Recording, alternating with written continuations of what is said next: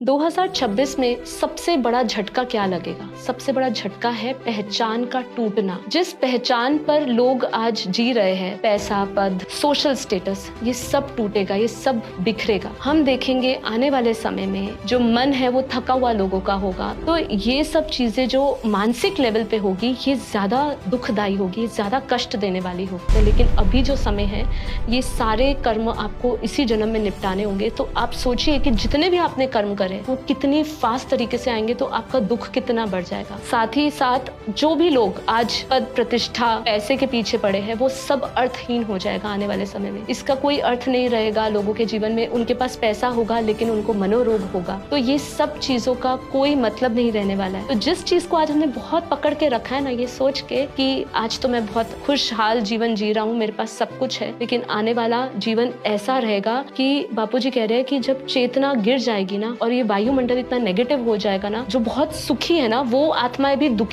का अनुभव करेगी। इतना वायुमंडल में दुख होगा। ये समय चलता रहेगा। अब ये हमें सोचना है, क्या अब वापस कलयुग के बाद सतयुग आएगा? तो बापूजी का यहाँ पे ज्ञान कहता है कि नहीं, अब जो है ये मृत्यु लोक जो है वो अमर लोक बनेगा। कॉस्मिक लेवल पे परिवर्तन हो रहा है। यहाँ पे आता है बापूजी का ज्ञान और उनका मौलिक उद्देश्य। जितनी भी हमने परिस्थितियों की बात करी अभी तक, ये परिस्थितियों को बदला जा सकता है। ये सारा जो विश्व युद्ध है, विश्व युद्ध को रोका जा सकता है, सिविल वॉर को रोका जा सकता है, मानव जाति को बचाया जा सकता है। तो यहाँ पे परिस्थितियों को बदलने के लिए बापूजी का ज्ञान और योग आता है।